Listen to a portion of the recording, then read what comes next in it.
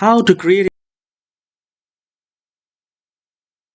agents. So open your browser and type at the very top chatgpt.com and hit enter.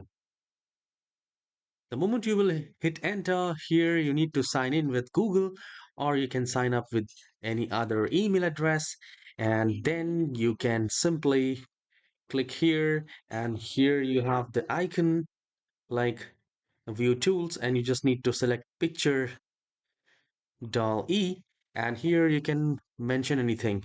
So you can mention create a image of a warrior girl, and I'll just hit enter, and you will see the image is getting created.